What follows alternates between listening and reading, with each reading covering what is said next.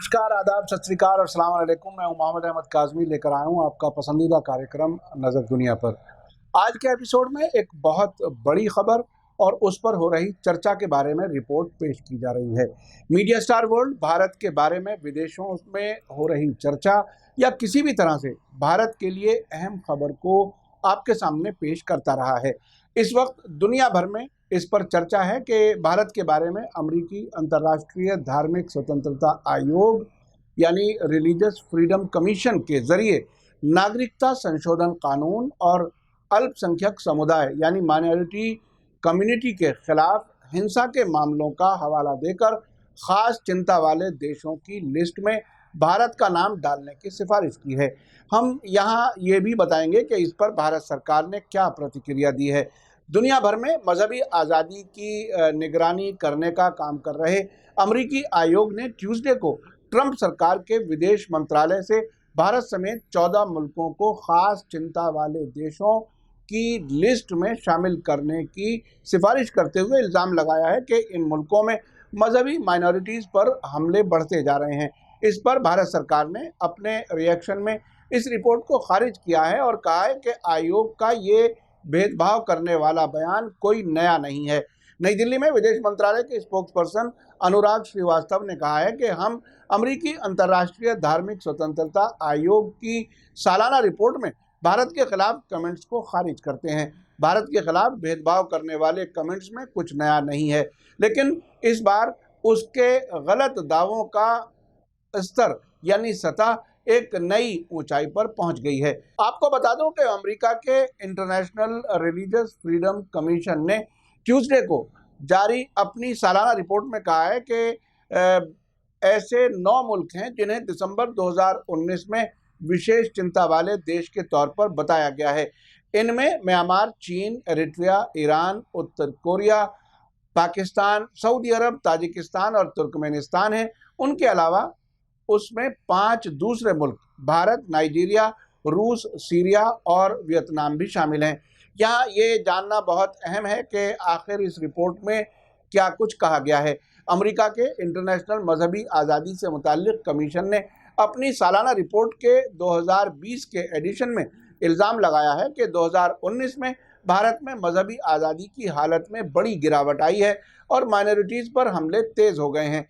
आयोग के 9 मेंबर्स में से 2 ने भारत को इस लिस्ट में रखने की सिफारिश पर अपना ऐतराज़ भी जताया है। एक और मेंबर ने भी भारत पर अपनी ज़ाती राय रखी है। अमेरिका की इस सरकारी संस्था ने प्रधानमंत्री नरेंद्र मोदी की लीडरशिप में लगातार मजहबी आज़ादी को कुचले जाने पर सीरियस चिंता जताते हुए भारत को उन 14 मुल्कों की लिस्ट में डालने की अपील की है जहां मजहबी आज़ादी नहीं है। अमेरिका की ये ऑर्गेनाइजेशन सरकार को सलाह देती है, पॉलिसी तय नहीं करती, इसलिए ऐसी पॉसिबिलिटी कम ही है कि अमेरिका से नज़दीक हो रहे भारत पर अमेरिका कोई दबाव बढ़ाएगा। कमीशन ने अमेरिकी सरकार को ये भी मशवरा दिया है कि अगर भारत अपने रिकॉर्ड में सुधार नहीं करता है तो उस पर पाबंदियां लगा दी जाएं। रिपोर्ट में भारतीय सरकारी अफसरों पर वीज़ा की पाबंदी समेत भारत के खिलाफ दंडात्मक कार्रवाई यानी पनिशमेंट की कार्रवाई की जोरदार मांग की गई है। इसी के साथ ही सरकार से कहा गया है कि वो उन सामाजिक समूहों को मदद फराहम करे जो नफरत फैलाने वाले भाषणों पर नज़र रखते हैं।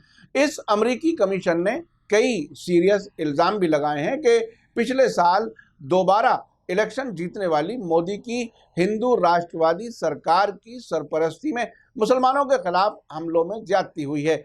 उनके घरों और मस्जिदों पर हमलों के लिए उकसाया गया है और उनके खिलाफ बयानबाजी करने वालों को छूट दी गई है। इस रिपोर्ट में होम मिनिस्टर अमित शाह के बयानों का हवाला दिया गया है, जिन्होंने मुस्लिम प्रवासियों को दीमक बताया था और उनके साथ भेदभाव करने वाला नागरिकता का कंट्रोवर्शियल कानून पास करवाया था, जिसकी मुल्क भर में बड़े पैमाने पर मुखालिफत हुई है। इस रिपोर्ट में मोदी सरकार के जरिए जम्मू कश्मीर को खास दर्जा देने वाली कॉन्स्टिट्यूशन की धारा 370 को खत्म करने की भी नुक्ताचीनी की गई है और फरवरी के महीने में मुसलमानों के खिलाफ उत्तर पूर्वी दिल्ली में भड़के दंगों में पुलिस के रोल पर भी सवाल उठाए गए हैं।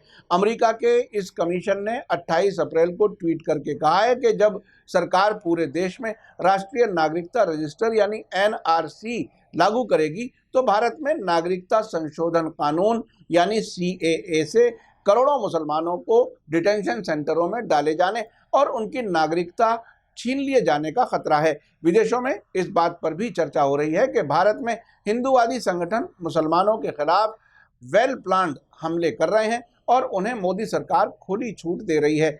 ऐसे टीवी चैनलों को सरकार आगे बढ़ा रही है जो समाज में मुसलमानों के खिलाफ नफरत का जहर घोल रहे हैं। कोरोना वायरस महामारी की शुरुआत का इल्ज़ाम भी मुसलमानों के सिर मढ़ दिया गया, जिसके बाद मुल्क भर में मुसलमानों के खिलाफ नफरत की एक नई लहर शुरू हो गई। पुलिस पर भी जानबूझकर मुसलमानों को निशाना बनाने के इल्ज़ाम लग रहे हैं। आपको याद है कि नई दिल्ली के निज़ामुद्दीन में तबलीगी जमात के घटनाक्रम के बाद किस हद तक इसे पूरे मुल्क के मुसलमानों से जोड़ दिया गया और नफरत का बाजार गर्म कर दिया गया। अमरीकी आयोग का कहना है कि इंटरनेशनल कम्युनिटी और यूनाइटेड नेशंस जैसे इंटरनेशनल ऑर्गेनाइजेशन ने भारत में हो रहे मुसलमानों के खिलाफ हमलों को अगर नज़रअंदाज किया तो दुनिया अब तक का सबसे खतरनाक इंसानी क्राइसिस देखेगी। आपको बता दूं कि गुजरात दंगों के बाद पहली बार भारत को इस लिस्ट में शामिल करने की सिफारिश की गई है। 2002 में गुजरात में हुए दंगों के वक्त नरेंद्र मोदी राज्य के मुख्यमंत्री थे और उन पर अमेरिका ने अपने यहाँ आने पर पाबंदी लगा दी थी।